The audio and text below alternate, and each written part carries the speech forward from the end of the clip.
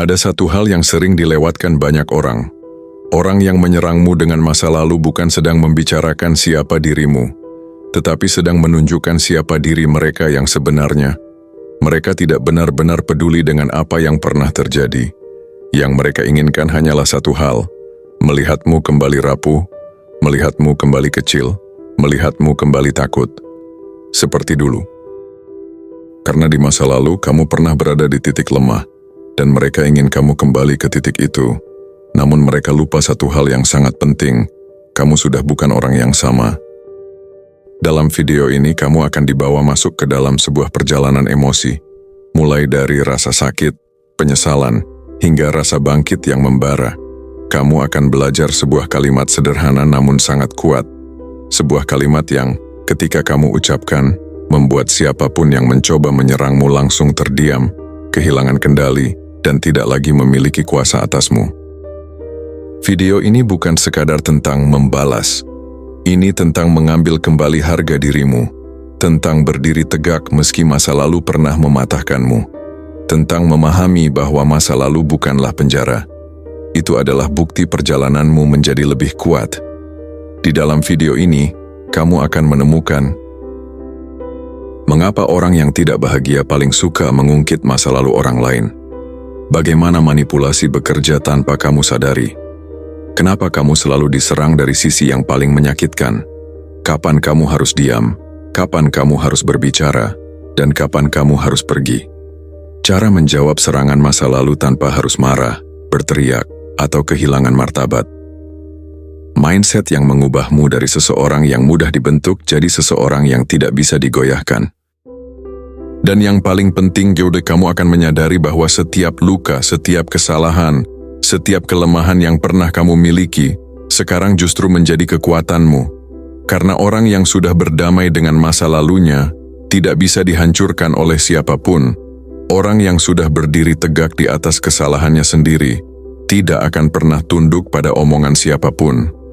Dan orang yang sudah mencintai dirinya sendiri, tidak akan membiarkan siapapun merendahkannya lagi. Video ini adalah untukmu yang pernah disakiti oleh orang terdekat, pernah dihina karena kesalahan yang sudah kamu perbaiki, pernah ditekan oleh orang yang menikmati kelemahanmu, atau hanya ingin membuktikan bahwa dirimu layak dihargai bukan karena masa lalumu, tapi karena siapa kamu hari ini. Jika kamu sedang berada di titik hampir menyerah, jika kamu lelah terus mendengarkan omongan yang menyakitkan, jika kamu ingin berhenti menjadi target dan mulai menjadi seseorang yang dihormati, tonton video ini sampai selesai. Biarkan setiap kata di dalamnya menguatkanmu, membuka matamu, dan mengingatkanmu bahwa kamu jauh lebih kuat daripada apa yang mereka coba buat kamu percaya. Hari ini, kamu tidak lagi berlari dari masa lalu. Kamu menghadapinya, kamu memegang kendalinya, dan kamu tidak akan pernah lagi membiarkan siapapun memakainya untuk melawanmu. Tapi, sebelum kami melanjutkan pembahasan tentang video ini, jangan lupa untuk selalu dukung channel ini. Like untuk video ini, komen pengalamanmu, dan subscribe, supaya kamu tidak ketinggalan kisah-kisah cinta, rahasia hubungan, dan tips yang bisa mengubah cara pandangmu tentang hati dan perasaan. Sekarang, mari kita simak video ini. Respons pertama, ya, itu terjadi. Insting pertama dari ego kita seringkali adalah penolakan. Dalam situasi yang sulit, kita cenderung ingin melupakan, menghapus kenangan yang menyakitkan, atau bahkan berpura-pura seolah-olah hal itu tidak pernah terjadi. Namun dalam pandangan filosofi Stoik, penerimaan merupakan bentuk pembebasan yang sejati. Ketika seseorang mengingatkan kita tentang kegagalan di masa lalu, seperti, saya ingat kamu gagal di perusahaan itu, atau kamu dikhianati karena cara kamu bertindak, reaksi kita seharusnya tidak terkejut. Kita tidak perlu membela diri atau memberikan penjelasan yang rumit. Sebaliknya, kita hanya perlu menatap mereka dengan tenang dan berkata, ya, itu terjadi. Pernyataan sederhana ini menyimpan kekuatan yang luar biasa. Mengapa demikian? Karena itu mencuri satu hal yang paling mereka inginkan. Reaksi kita. Orang-orang yang menggunakan masa lalu kita untuk melukai kita bukanlah pencari kebenaran. Mereka lebih tertarik pada kontrol. Mereka ingin melihat kita meringkuk, menyusut, dan berusaha membenarkan diri. Namun ketika kita menghadapi situasi tersebut dengan ketenangan, mereka tiba-tiba kehilangan cengkeraman mereka. Senjata yang mereka miliki menjadi tumpul dan tidak lagi memiliki dampak yang berarti. Mari kita lihat sebuah contoh konkret. Bayangkan seorang teman lama yang tiba-tiba mengingatkan kita tentang bagaimana kita dipecat bertahun-tahun yang lalu karena kesalahan yang tampaknya bodoh. Ketika mereka menyampaikan hal itu, kita bisa menjawab dengan tegas, "Ya, dan saya belajar pelajaran berharga darinya."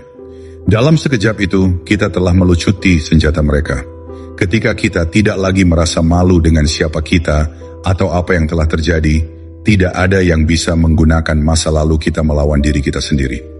Seperti yang pernah dituliskan oleh Seneca, tidak ada yang lebih mulia daripada berdiri di depan kesalahan Anda sendiri dan berkata, "Ya, saya melakukan itu, dan saya belajar darinya." Ketika kita menerima masa lalu kita dengan lapang dada, kita merebut kembali makna dari pengalaman tersebut. Kita mengambil alih narasi hidup kita, alih-alih membiarkan orang lain yang menentukannya untuk kita.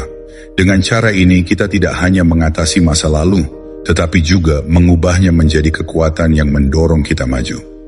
Kita menjadi penulis cerita kita sendiri, dan tidak ada yang dapat merebut kekuatan itu dari kita. Penerimaan bukanlah tanda kelemahan, tetapi sebaliknya, sebuah langkah berani menuju kebebasan dan pertumbuhan diri yang sejati. Lebih jauh lagi, dengan mengakui kenyataan hidup kita memberikan diri kita kesempatan untuk tumbuh dan berkembang.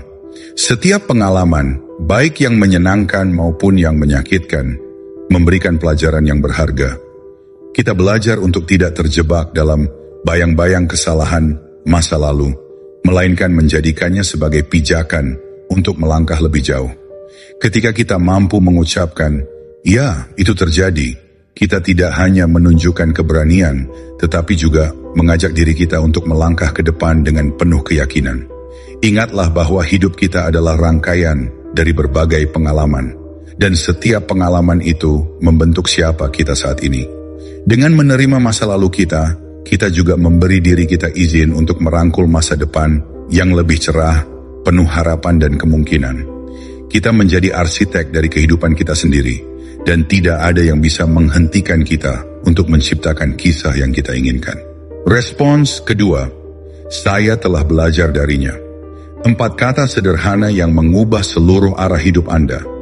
4 kata yang mengubah luka menjadi pelajaran, kehancuran menjadi kekuatan, dan masa lalu yang pahit menjadi bahan bakar untuk kebangkitan. Banyak orang memandang masa lalu mereka sebagai penjara, tempat di mana rasa bersalah, penyesalan, dan rasa malu menjadi sipir yang tidak pernah tidur. Mereka terus-menerus meninjau kesalahan lama, mendengarkan gema dari keputusan bodoh, atau mempercayai bisikan orang yang mengingatkan, "Kau pernah gagal." Tetapi seorang yang telah memahami kebijaksanaan, stoikisme, tidak melarikan diri dari masa lalu. Ia menatapnya lurus-lurus dan berkata, "Saya telah belajar darinya." Kalimat ini bukan pembelaan, bukan juga pembenaran. Ini adalah deklarasi kedewasaan spiritual, karena belajar berarti mengubah, dan mengubah berarti melampaui. Bayangkan seseorang mencoba menyerang Anda dengan kisah lama Anda. Dengan nada sinis mereka berkata, "Bukankah kamu yang dulu pernah gagal?" Atau, "Bukankah kamu yang pernah kehilangan segalanya?" Orang yang belum memahami dirinya akan bereaksi. Ia akan menjelaskan, membantah, membela diri. Tapi seorang yang telah menjalani proses batin, yang telah mengolah kesakitannya menjadi kebijaksanaan, akan tersenyum tenang dan menjawab, "Benar, tapi saya telah belajar darinya." Itu adalah bentuk tertinggi dari keheningan yang kuat, karena jawaban itu menandakan bahwa Anda tidak lagi hidup di masa lalu, tetapi hidup dari pelajaran yang diberikannya. Stoikisme mengajarkan bahwa segala sesuatu yang terjadi bukanlah baik atau buruk pada dirinya sendiri. Yang membuatnya demikian adalah penilaian kita. Maka ketika Anda berkata, "Saya telah belajar darinya," Anda sedang melepaskan penilaian negatif atas masa lalu Anda. Anda berhenti menyebutnya kesalahan. Anda mulai menyebutnya guru. Dalam psikologi ada konsep yang disebut post-traumatic growth, pertumbuhan setelah trauma. Banyak orang berpikir penderitaan hanya menghasilkan luka, Tetapi dalam realitas yang lebih dalam, penderitaan adalah medium pembentukan diri. Seperti api yang menempa logam menjadi pedang, tekanan emosional menempa jiwa menjadi lebih tajam, lebih sadar, dan lebih bijaksana. Anda tidak bisa mengajar kedewasaan, Anda harus mengalaminya. Dan pengalaman itu seringkali datang dalam bentuk kehilangan, penolakan, kegagalan, dan rasa sakit. Marcus Aurelius menulis dalam Meditations, apapun yang menghalangi jalan, justru menjadi jalan itu sendiri. Rintangan bukan hambatan bagi kemajuan Anda, itu adalah bahan bakarnya. Ketika seseorang berusaha menjatuhkan Anda dengan masa lalu Anda, mereka hanya berbicara kepada versi diri Anda yang lama, orang yang sudah tidak ada lagi. Mereka tidak menyadari bahwa Anda telah menempuh jalan yang panjang dalam kesunyian, mempelajari pelajaran yang tidak bisa diajarkan oleh buku, hanya oleh pengalaman. Dan pada saat itu, Anda menyadari mereka tidak berbicara tentang Anda, mereka berbicara tentang bayangan Anda. Pikirkan tentang Nelson Mandela yang menghabiskan 27 tahun di penjara. Setiap hari bisa saja mengubahnya menjadi pahit, dendam, dan hancur. Tetapi apa yang keluar dari penjara bukanlah seorang pria yang hancur, melainkan seseorang yang telah berubah menjadi lambang kebebasan batin. Dia berkata, ketika saya berjalan keluar dari gerbang itu, saya tahu jika saya tidak meninggalkan kebencian dan kepahitan di belakang, maka saya masih akan berada dalam penjara Mandela, tidak menghapus masa lalunya. Ia mengubah maknanya. Ia tidak menyangkal penderitaannya. Ia menggunakannya untuk memahami manusia lebih dalam. Itulah esensi stoikisme, mengubah luka menjadi sumber kebijaksanaan. Ketika seseorang berkata kepada Anda, kamu gagal dalam pernikahanmu, bagaimana kamu bisa berbicara tentang cinta? Anda tidak perlu marah. Anda tersenyum dan menjawab, karena saya telah patah, saya mengerti apa itu cinta dan apa yang bukan. Karena saya telah kehilangan, saya tahu nilai kehadiran. Karena saya pernah jatuh, saya belajar bagaimana berdiri dengan cara yang baru. Itu bukan pembenaran, itu adalah pencerahan. Karena cinta sejati bukan hanya tentang menemukan seseorang, itu tentang memahami diri sendiri di tengah kehilangan. Ada saat dalam hidup ketika Anda harus berhenti berdebat untuk membuktikan diri. Anda tidak perlu meyakinkan siapapun bahwa Anda telah berubah.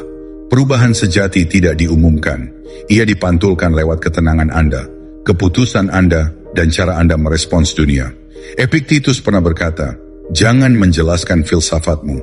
Jalani itu begitu juga dengan masa lalu Anda. Anda tidak perlu menjelaskan bagaimana Anda telah belajar. Jalani saja kebijaksanaannya. Ketika orang lain masih sibuk menilai bab lama Anda sudah menulis buku yang baru.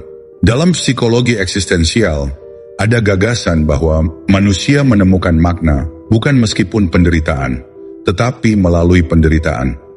Viktor Frankl, seorang psikiater yang selamat dari kamp konsentrasi Nazi, menulis bahwa bahkan dalam situasi paling mengerikan, seseorang tetap memiliki kebebasan batin untuk memilih sikapnya terhadap penderitaan. Frankl tidak keluar dari kamp dengan kebencian. Ia keluar dengan pemahaman bahwa hidup tetap memiliki makna, bahkan di tengah kehancuran total.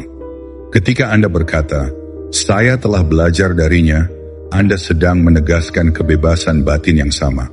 Kebebasan untuk memaknai apa yang pernah menghancurkan Anda. Lihatlah bekas luka Anda. Bagi sebagian orang, itu hanya tanda dari masa lalu yang menyakitkan. Tetapi bagi Anda, itu adalah simbol kelahiran kembali. Tanda bahwa Anda telah bertahan, bahwa Anda telah berubah, dan bahwa Anda telah tumbuh. Retakan dalam hidup Anda bukan kelemahan. Di sanalah cahaya masuk. Setiap patah hati, setiap kehilangan, setiap kesalahan, semuanya adalah percakapan antara jiwa Anda dan kebijaksanaan yang menunggu untuk ditemukan. Jadi ketika hidup bertanya lagi, apakah kamu menyesal? Anda bisa menjawab dengan tenang, saya tidak menyesal. Saya berterima kasih. Karena tanpa masa lalu itu, saya tidak akan menjadi saya yang sekarang. Ingat, tidak ada kebijaksanaan tanpa penderitaan, dan tidak ada pencerahan tanpa kegelapan. Stoikisme tidak mengajarkan kita untuk menghindari rasa sakit, tetapi untuk melihatnya dengan mata yang baru, mata yang penuh kesadaran, bukan penolakan. Anda tidak lagi bertanya, mengapa ini terjadi pada saya? Anda bertanya, apa yang bisa saya pelajari darinya? Dan saat Anda bisa mengucapkan kalimat itu dengan tulus, saya telah belajar darinya, Anda tidak lagi menjadi korban dari masa lalu Anda. Anda menjadi arsitek masa depan Anda. Itulah titik di mana jiwa berhenti bereaksi dan mulai menciptakan. Itulah seni tertinggi dari manusia yang telah bangkit, mengubah penderitaan menjadi kebijaksanaan dan kebijaksanaan menjadi kedamaian. Inilah kekuatan sejati dari stoikisme. Bukan untuk menjadi tanpa emosi, tapi untuk menjadi tuan dari emosi itu. Bukan untuk menghapus masa lalu, tapi untuk berdamai dengannya. Bukan untuk membalas dunia, tapi untuk memahami bahwa dunia hanyalah cermin dari keadaan batin kita. Jadi ketika mereka datang membawa bayangan masa lalu Anda, biarkan mereka melihat cahaya yang kini memancar dari dalam diri Anda. Dan cukup katakan dengan lembut, saya telah belajar darinya. Respons ketiga, mengapa Anda membahas ini sekarang? Pertanyaan sederhana, tenang. Tapi di balik kesederhanaannya, tersembunyi kekuatan yang menaklukkan permainan manipulatif paling halus sekalipun. Tidak dengan kemarahan, tidak dengan sarkasme, hanya dengan keheningan yang terukur dan tatapan yang tidak berusaha menang, hanya ingin memahami. Karena begitu Anda bertanya, mengapa seluruh dinamika berubah? Anda bukan lagi orang yang terserang, Anda menjadi pengamat. Anda tidak lagi bereaksi, Anda mengamati. Dan dalam dunia di mana orang-orang terbiasa memancing emosi Anda untuk mengendalikan Anda, menjadi pengamat adalah bentuk perlawanan paling tenang namun paling mematikan. Ada kekuatan yang tidak bisa dijelaskan dalam ketenangan yang terlatih. Ketenangan yang tidak datang dari penindasan emosi, melainkan dari penguasaan atasnya. Ketenangan yang berkata, aku tidak akan memberikan kendali atas pikiranku kepada siapapun. Stoikisme mengajarkan bahwa tidak ada yang benar-benar bisa melukai kita tanpa izin kita. Epictetus menulis, bukan hal-hal di luar diri kita yang menyakiti kita, melainkan penilaian kita terhadap hal-hal itu. Ketika seseorang mencoba menyerang Anda dengan masa lalu Anda, mereka menginginkan reaksi, bukan jawaban. Mereka ingin melihat Anda terbakar, karena bara yang mereka nyalakan hanya akan hidup bila Anda meniupnya dengan kemarahan. Tetapi saat Anda menjawab dengan tenang, mengapa Anda membahas ini sekarang? Anda memadamkan api itu tanpa meniupnya. Anda membuat mereka mendengar gema dari pertanyaan itu di dalam pikiran mereka sendiri. Pertanyaan ini adalah cermin. Dan cermin tidak menyerang. Cermin hanya memantulkan. Ketika Anda mengangkat cermin itu di hadapan seseorang yang berniat menjatuhkan Anda, mereka akan melihat wajah mereka sendiri, bukan wajah Anda. Mereka akan melihat alasan tersembunyi di balik tindakan mereka. Apakah itu rasa iri, rasa bersalah, rasa tidak aman, atau mungkin keinginan halus untuk membuat Anda merasa kecil agar mereka bisa merasa besar? Tiba-tiba, percakapan itu bukan lagi tentang Anda. Sekarang itu tentang mereka. Tentang motif yang bahkan mereka sendiri tidak sepenuhnya pahami. Dan disitulah kekuatan pertanyaan itu, ia memaksa kesadaran untuk menatap bayangan yang biasanya dihindari. Dalam psikologi, ini disebut pembalikan fokus kesadaran.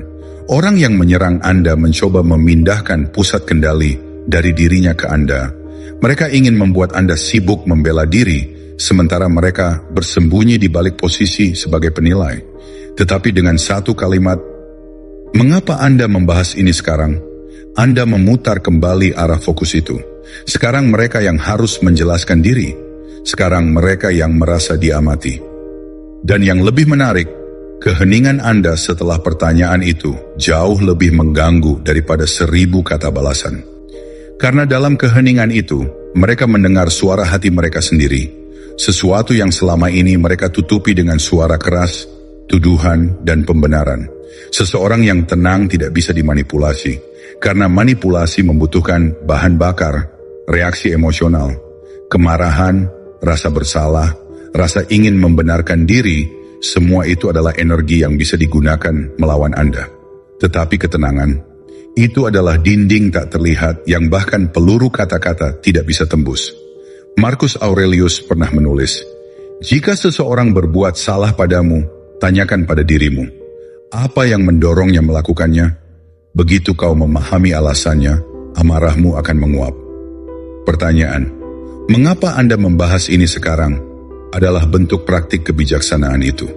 Anda tidak menolak untuk melihat kebenaran, Anda menolak untuk bereaksi secara buta. Anda memilih untuk mengerti, bukan untuk menghakimi. Dan disitulah letak kekuatan Anda, bukan pada kemampuan membalas, tapi pada kemampuan untuk tidak perlu membalas.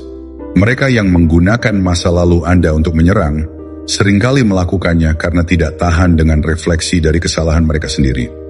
Mereka belum berdamai dengan sisi mereka yang gelap, jadi mereka mencari cara untuk memindahkan bayangan itu kepada orang lain.